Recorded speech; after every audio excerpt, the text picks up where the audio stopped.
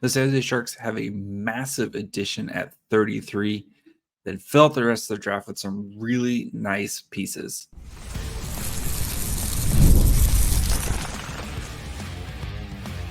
You're Locked On Sharks, your daily podcast on the San Jose Sharks, part of the Locked On Podcast Network, your team every day. Hello, welcome to Locked On Sharks, the premier hockey podcast covering your favorite team in the Bay Area. My name is JD Young, caretaker at The Reef, also the co-host of Western Conference Tuesdays on the Locked On NHL channel. I want to thank you for making Locked On Sharks your first listen. Proudly part of the Locked On Network. We cover your team every day. If you want to be an everydayer, all you have to do is just follow wherever you get podcasts. And of course, you can watch on YouTube as well.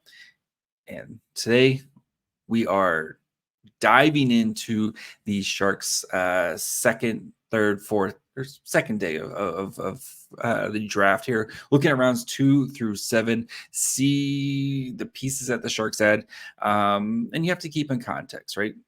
Not every pick is going to be a home run, but you're looking for traits, especially as you get into the middle to late rounds. But we have to start at the top, where the Sharks at number 33 draft Igor Chernyshov, a Russian forward who a lot of people had mocked in the late teens, early 20s, and a guy I didn't really talk about too much on the show because I didn't think he would be in the strike zone for the Sharks. So let's get to know Chernyshov here a bit more. 2024, like I said, second round pick, 33 overall. He only in the numbers are not going to be impressive because he's playing in the KHL, which is the Russian version of the NHL, right? So he's a 17, 18-year-old kid playing over in a men's league. 34 games, he had 3 goals and 1 assist during that time. But if you go into his juniors, the MHL, which is the equivalent of like the CHL, which, you know, the OHL, the WHL, et cetera, he had 28 points in 22 games during that time. 6'2", 196-pound right-handed shot from Russia, who has shades of Pavel Buchnevich to his game. This is a wonderful pick by the Sharks. Getting a first-round talent who in the beginning of the second round. And there's questions about his game. We'll go through what his game is, but he very much is a power forward mold type of player where he's going to use his speed, use his strength, use his power, and that is how he's going to kind of affect the game. And when you kind of compare that to what the Sharks have already, added and what they continue to add, I think it's a nice kind of complementary piece to what the Sharks have already kind of been putting together here. So yeah, for Chernyshov, like I said, 6'2", 196 pounds, physical, hardworking power forward who excels at creating chances off the rush and dominates when becoming physical. That's kind of the elevator pitch that elite prospects has. They go on to say their team was drawn to Chernyshov's skills set in a draft -1 season. Saw him scoring at a point per game clip in the MHL, and he made his KHL debut a year before his draft. While the Russian winger had a relatively slow start to his draft year, things started to pick up quickly. He ended up spending the majority of the season playing bottom 6 minutes in the KHL, so he didn't produce much. That's if you see the 4 goals or the 4 points, right? He's probably, he's not playing a ton of minutes during that time. He is bottom 6 minutes. He's, really not playing. So the production can be a little meh, but they go on to say, while he didn't produce much, he provided plenty of value in a variety of ways, especially given his limited role. At the junior level, he was a dominant force when he took over games regularly. His 1.27 points per game is his 7th best mark in MHL history among draft eligible skaters with over 20 games played. So that's pretty good. What makes his feat more impressive is that 2 of his 28 points came on the power play. So that's all even strength there. So 26 points at even strength. Chernyshov doesn't have a single elite skill or element to his game. Instead, he's one of the more well-rounded players in the draft who can impact the game in a variety of ways to provide value in all 3 zones. Powerful, high-end skater, Chernyshov excels at anticipating openings and exploiting them. He beats defenders by consistently setting up his dekes, building up speed below the puck, and then attacking with a speed advantage and working give and goes.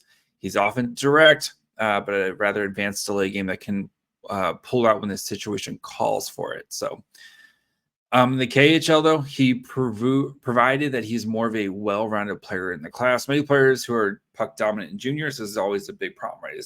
You spend in juniors, and as you go up, you don't get the puck as much because there's usually better players. But Chernyshov, as he went up, his off-puck work continued to get better.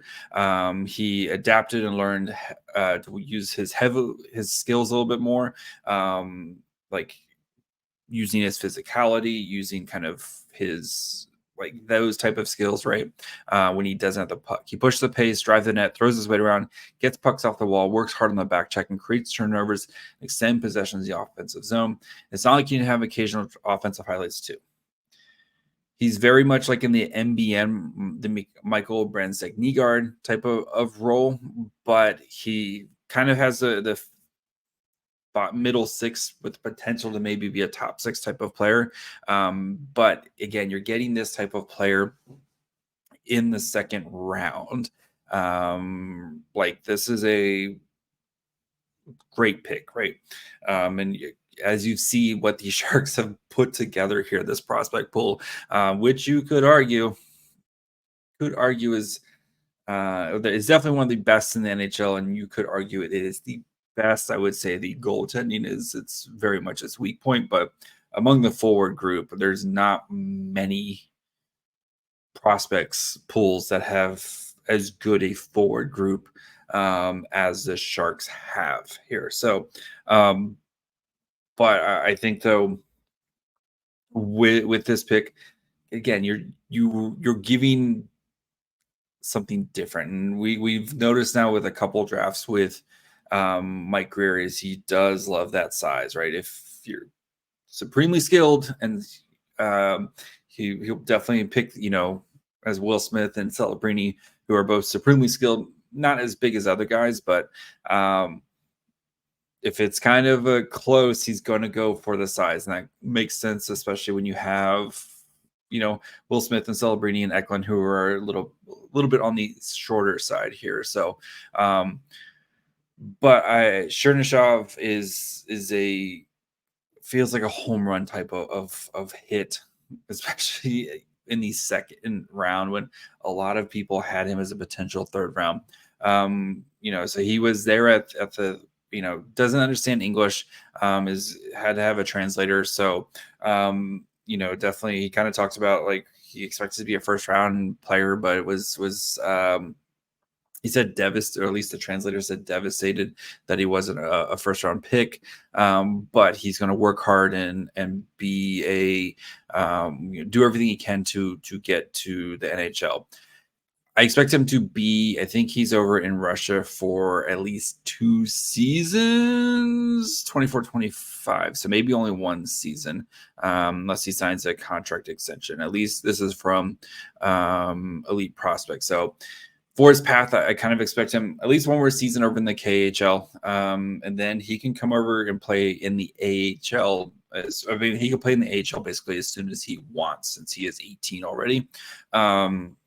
But since he's under contract in the KHL, he'll be there for a season. I kind of expect them to, work out a situation to get him over here afterwards. And then he can kind of spend another year or 2 playing on the Barracuda and just kind of getting used to North American ice and kind of getting used to the North American game. But the way it sounds like he plays, I don't think he's going to have a tough transition to North American style of play, of just kind of being a little bit more physical in especially the AHL compared to the KHL.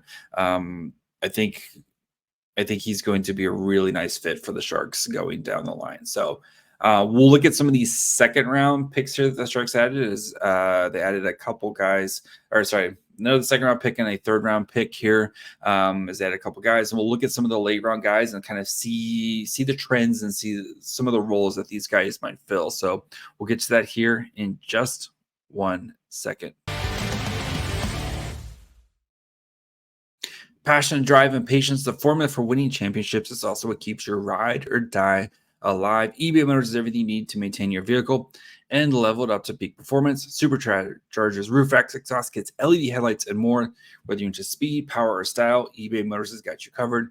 With over 122 million parts for your number one ride or die, you always find exactly what you're looking for. And with the eBay Guarantee Fit, your part is guaranteed to fit your ride every time or your money back. Because with eBay Motors, you're burning rubber, not cash. With all the parts you need at the prices you want, it's easy to make your car the MVP and bring home huge wins. Keep your ride or die alive at ebaymotors.com. Eligible items only. Exclusions apply. eBay Guarantee Fit only available to U.S. customers. All right, so Sharks had another pick, of course, pick 53. Where they made, I think, a really nice pick as well. So they got Leo Sahlin Wallenius, second round pick, spent this last season playing over in Sweden on the J20 of Växjö Lakers. 43 games there, had 11 goals and 31 assists during that time. Wallenius, I know, is a little bit of I don't know if it's Sahlin Wallenius, or we're just going to go with Wallenius right now, because saying Sahlin Wallenius is a little bit of a mouthful. But Leo Sahlin Wallenius was ranked a little bit lower in the elite prospects. I think they had him ranked 69. Very nice. But he's 6 foot, 183-pound left-handed shot. Has not made his SHL debut yet. And I think that's kind of, he mentioned in his press availability, that's kind of the goal, is to make the SHL next season. This guy, and he did mention he signed a 2-year contract. So he's going to be in the SHL for at least 2 seasons. So don't this is very much more of a long-term kind of project for the Sharks here. So great skater, and we have talked about him a little bit on this show before, but he doesn't really kind of, if you hear he's 6 foot, 185 pounds, you kind of picture a more offensively driven guy, and he doesn't really provide that, though. He has the tools to stay involved with the play, shot capable of finishing them occasionally, as he has 11 goals of them, and it's not like a crazy shooting percentage, but they on elite prospects, they call him a vanilla hockey player with is from the offensive blue line. He doesn't use or even manage space particularly well. He's neither deceptive nor manipulative. What he does really well, though, is his defensive game and his puck transition. Those are kind of the areas that he projects really well. Defensive skating allows him to match speed and space with ease, contain opponents, and get stops along the wall. Consistent scanning allows him to disrupt potential scoring plays as they develop. Undersized or not, the defender never backs down physically, something you like to hear. With the puck, Wallenius can easily avoid forechecking pressure and generate exits and entries at pace. He's not an elite puck handler by any means, but he's good enough to dangle his way through a forechecker or two. Still, Sahlin Wallenius is a bit of a difficult spot. Most players his size have to bring more dynamic. He has to be more dynamic to be in the NHL, and it's just not there. So he has to rely on playing mistake-free hockey in the defensive zone, which is a tough thing to ask for. But I still really like this pick, especially when you consider it's your 4th pick, right? And getting him at 53. This is, you see tools that could project, and I think his defensive style of play and his transition game. And if you can find anything else offensively, there's definitely something potentially there for him. So, and then kind of adding him to as your second defenseman in this draft class, behind Sam Dickinson. Like, I'm okay with that. You have to, I know it's a second round pick, but you have to also keep in mind that this is your fourth pick and the second defenseman you've taken it with him. So for these kind of this pick and the next pick, you're looking for tools that can be complementary to some of the players you've picked already. And you're also, especially as we go later in the draft, you're looking for skills that you think are NHL translatable going forward. So I know there's some people who don't like him. I think the hockey IQ is something he's going to need to kind of continue to work on, that kind of hockey sense and how he thinks the game and how he processes it. But I still think there's skills there. Let him. He's going to be kind of like Havlet, where you just let him go simmer for the next couple seasons over there before you even thinking about bringing him over. So no rush. Let him. He's got plenty of time. Let him play a couple seasons in the SHL. So next addition for the Sharks is a forward out of the WHL, Carson Wetsch, a third-round pick with the Calgary Hitmen. He played in 67 games this year, 25 goals, 25 assists, 252 shots on goal. And I think he is a potential, I think he's very much a fan favorite type of guy after talking to him. Sorry, I'm trying to pull up his thing here right now as well. But he super outgoing guy. We'll start with that. Very super outgoing guy, really kind of fun to talk to. He's a 6'2" right-handed shot, 201-pound forward. Like I said, 50 points in 67 games for the Calgary Hitmen. His elevator pitch from elite prospects, a north-south checking winger with an NHL shot and a thunderous hit, and the tools to become a true power forward. Good skater, willing to lay out people. He mentioned he likes to kind of be that agitator in kind of, if you watch, I put up his press availability. You can go watch that on YouTube if you haven't watched it. Loves to be an agitator. Loves to kind of make people make that dumb type of face. Pretty solid shooter, needs to work on his passing and kind of puck handling, but is a good skater as well. Long, powerful strides and driving crossovers launch Wetsch pats opponents with a step. He takes the puck straight to the net. If not, he fires a blistering in-stride wrister. As play goes back the other way, he hunts down the puck carrier and launches him into the boards and plays a direct, easily appreciable style. To the offensive zone, Wetsch battles for position and fades high into the space, stick loaded and ready to fire one-timers. With these tools, he could be a middle six power forward. First, he's going to need to add more layers to the game. So they say while he is physical, he needs to be more consistent with his physicality and be better at kind of winning positioning, being a little bit more confident. There's flashes, but he needs to be more creative. But again, when you have the players that the Sharks have, may not. So he kind of projects to be a bottom six, probably like a fourth line type of player. But he has fan favorite written all over him. He's going to be going back to Calgary, which in the WHL, and spend some time in there before he kind of makes his pro debut. And I fully expect him. I think Calgary's supposed to be a little bit better this year. So hopefully he's going to continue to have a big role with the Hitman and continue his development. But he does have like that fan favorite written all over him because I think he's got the personality, and I think he plays that style of just aggressive, I'm going to run you down type of hockey. And also score some sweet goals at the same time. So I know the Sharks traded up here a couple. They moved up 3 picks here to get him. When you start to get that part of the draft, I don't just if you have a guy you like, just pick the guy you like. Situation. And I thought they might have gone goalie here, but they ended up going goalie. Actually, they doubled down on goalie. So we'll talk about the 2 goalies that they added and the 2 defensemen that they added as well. Both defensemen from the a lot of WHL additions. So we'll get to that here in just 1 second.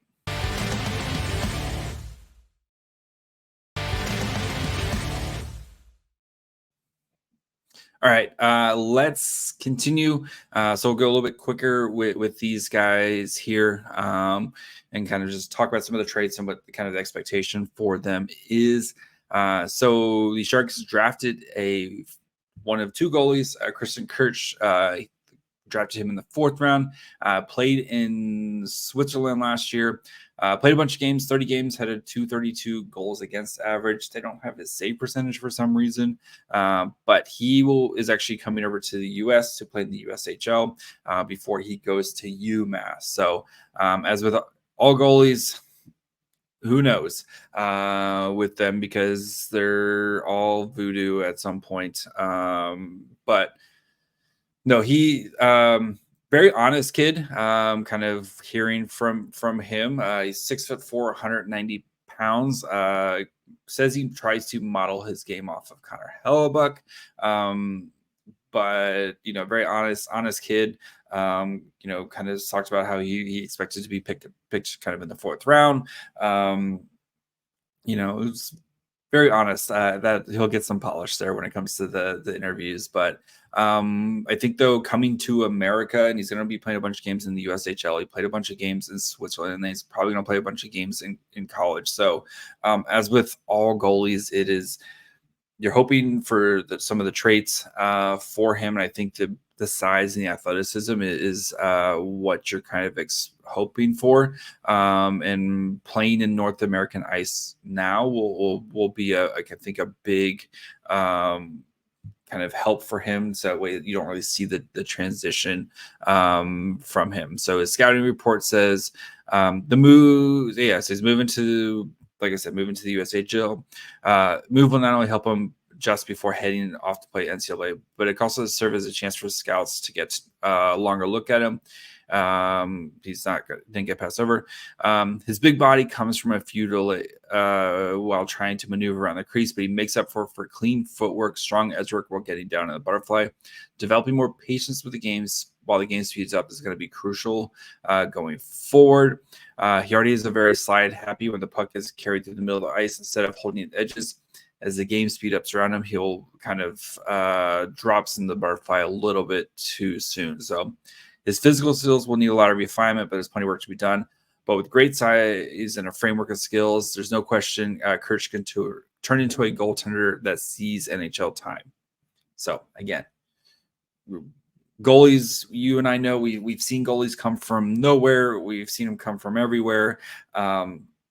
And I am very much in the just keep taking a goalie every season, much like a quarterback in the NFL. If you don't have a quarterback, just keep taking one until you find one. And I, especially with goalies, just keep taking them until you and see if you can kind of mold them and get them kind of playing the way you want. So, I'm awesome. Just keep drafting goalies. So, next, the Sharks added another defenseman in Colton Roberts, 2024 5th round pick, playing with the Vancouver Giants. 62 games this year, 7 goals, 20 assists with 112 shots on goal. Another big boy, 6'4", and like right around 200 pounds. I'm pulling up his page right now, but yeah, 6'4", big boy. As the Sharks continue, if you like the just add big players in the draft, the Sharks did that this year, especially on the blue line. Big, meaty defensive players who shut down things. That's what the Sharks did this year, and they're trying to fill a role.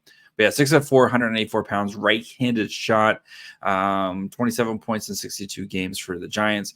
A tall, mobile defenseman with shutdown potential and breakout skill, but a hockey sense must continue to improve. is kind of his elevator pitch. Again, another physical player. He brings NHL caliber skating with plenty of flashes of skill, but hasn't quite put it all the pieces together. But one thing's for certain, he has home run potential. And again, you're picking in the 5th round here. Robert's mobility is more evident in his retrievals, while he easily beats opponents to the pucks, takes away the space, and accelerates on reception. He's also capable of making high level on the breakout. They also say reads and vision are Robert's weakness. He has a skillful patterns such as those breakout plays or his pump fakes, but rarely takes the space those plays create. He rarely makes the best play, and forechecking pressure leads to significant uptick in turnovers. So, as such, Roberts is more likely to be a shutdown projection, keyword projection. He has retrievals and flashes of physicality, but must tighten up his gap control, footwork, defending the rush, and details. He struggles with passivity through the neutral zone and overskating laterally at times, but his rush defense steadily improved this season. There is boom potential because of these tools, but most likely Robert keeps honing his shutdown game and earns bottom pairing role. Perfect, right? You're adding Sharks just adding as kind of the shotgun approach I talked about as potential in the 2nd round. They just did it throughout the draft and just added a bunch of defensemen and see which one potentially hits here. So same thing, picking another WHL player in Nate Misskey. He was an overager, so he was actually available for last year's draft, but was not drafted, went back into the draft. So playing for Victoria, he was, he knows him and Gan LaRock are good friends. So this year he played 44 games, missed some time because of injury. 7 goals, 27 assists, with 136 shots on goal for Misskey. Again, another physical player, hard-hitting, smart defenseman who keeps adding more skills and layers to his game. Must develop skating further to play in the NHL. Goes on Elite Prospects, goes on to say his Misskey keeps getting better. The WHL rookie steadily rose up the Victoria Royals depth chart, holding down big minutes in the second half. He went undrafted, but took a significant step in every facet of the game this season. Even an injury that sidelined him for 2 months couldn't stop his skyrocketing development. They're physical defenders, and the players like Misskey enter the space, expect to pay the price. He throws crushing hits along the boards, vicious cross-checks around his net, and always sneaks in an extra shot. Strong defensive game supports all that physicality. Misskey steadily attacks angles before looking for contact, times poke checks just as opponents expose the puck, and forces attackers to a turn into against the boards. After winning battles, he quickly finds the next play, even deceiving a bit when necessary to start to attack. So, again, you're looking for these traits. Physical, smart defender, needs to work on the skating, but you're looking for traits. And another big boy to add as well at 6'3", 198, right-handed shot.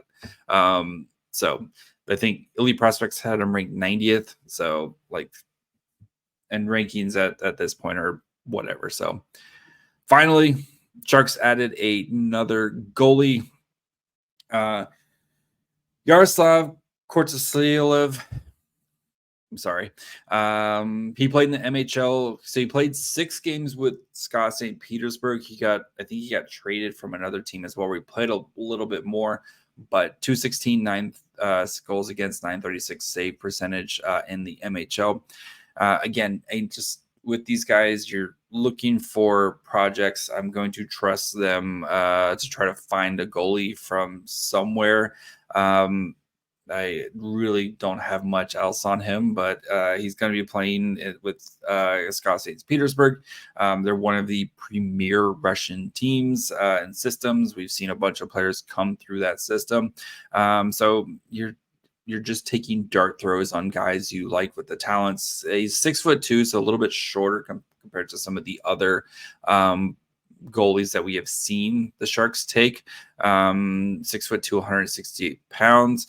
A little bit older. His birth date is on August. So was he an overager? Anyway, but again, you're taking shots here. So, yeah, That's going to be it on at least for this portion of the draft. We'll, after we get through kind of free agency, we'll start digging into some more of these guys here, kind of see what they rank and all that fun stuff. So plenty more to kind of draft coverage as we finish up. I'm sure we'll have some friends online to on the show to talk about what they thought of the Sharks draft. So we're going to quickly turn our attention now to free agency. So we'll be back Sunday night, Monday morning for get caught up on any Sharks news, kind of get ready for free agency. We'll have another show Monday night to talk about the Sharks free agency, what they do during day one. So plenty of good stuff coming along. Thank you to everybody who helped support me to go to the draft. An amazing experience. I hope I brought decent enough content for you at the draft. So thank you guys for all your support. Make sure you follow along on the show wherever you get podcasts. And of course, you can watch on YouTube as well. Follow the show also on Twitter, Facebook, and Instagram at Locked On Sharks. Follow me on Twitter at MyFryhole. Until tomorrow, bye, friends.